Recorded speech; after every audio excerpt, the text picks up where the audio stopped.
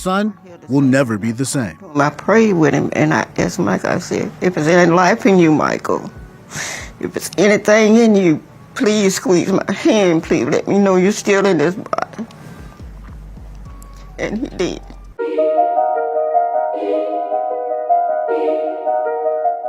It's a rare occurrence for law enforcement officers to face charges for offenses committed while on duty, and even rarer for them to admit guilt.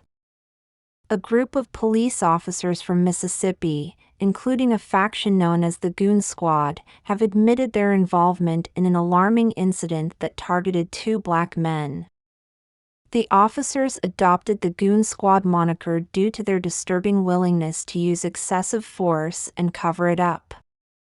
On January 24th, the Goon Squad, acting with caution to evade detection by security cameras, forcefully entered a residence without possessing a warrant, initiating a campaign of physical, sexual, and psychological torment. A neighbor called Deputy Brett McAlpin, claiming that 2 black men were present at a Braxton residence with a white woman. These details were then communicated to Deputy Christian Dedman, who rallied the remaining members of the Goon Squad, asking them, "Are you prepared for a mission?" Michael Corey Jenkins and his friend, Eddie Terrell Parker, were handcuffed, followed by the degrading act of having milk, alcohol, and chocolate syrup poured onto their faces. The officers forced them to disrobe and share a shower to eliminate evidence. The victims were further degraded through the use of racial slurs, and they were subjected to electric shocks from tasers. Opdyke discovered a sex toy and attached it to a nearby BB gun, then forced Parker to put it in his mouth. Meanwhile, Dedman attempted to sexually assault Jenkins using the same object. The torture inflicted on Jenkins and Parker lasted over 99 minutes. Originally aiming to inflict harm without leaving visible marks, the officers' intentions were disrupted when Deputy Elward shot Jenkins in the mouth during an ill-conceived mock execution. As Jenkins remained wounded and bleeding, the officers recognized that their mission had spiraled out of control.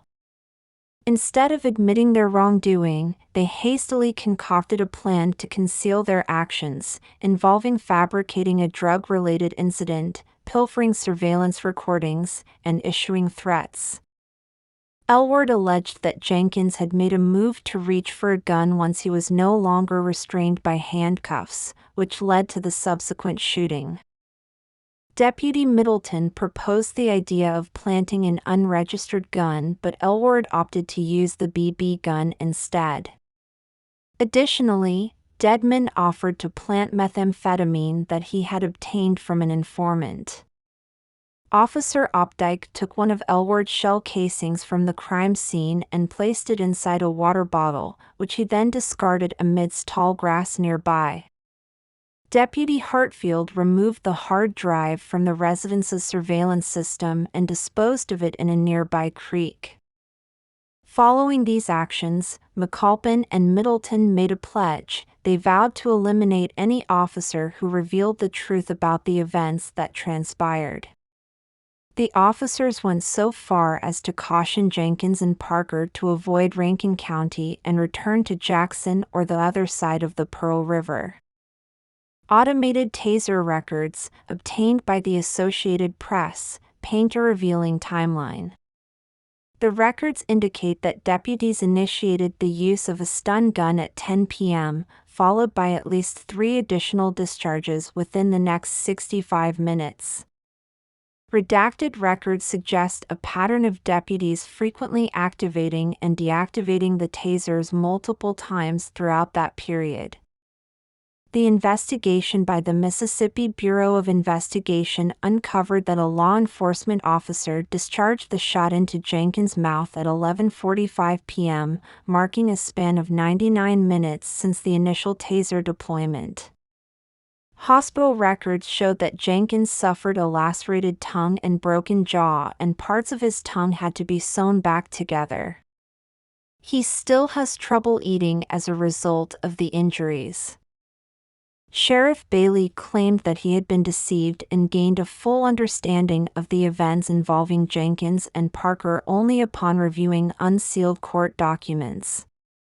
Both McAlpin and Elward had served under Bailey for an extended period and had faced multiple lawsuits alleging misconduct. Dedman, Elward, and Opdyke pleaded guilty to 3 extra federal charges, which encompassed deprivation of rights under the color of law and firing a firearm in the course of furthering a violent crime.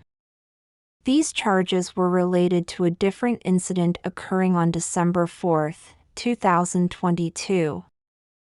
In this separate case, prosecutors alleged that Deputy Dedman physically assaulted and employed a taser on a white man while discharging a firearm in close proximity to his head, all to extract a confession.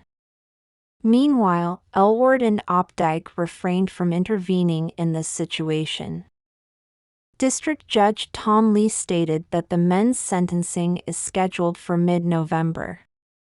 Dedman and Elward each potentially face a maximum penalty of 120 years plus life imprisonment, in addition to fines amounting to $2.7 million.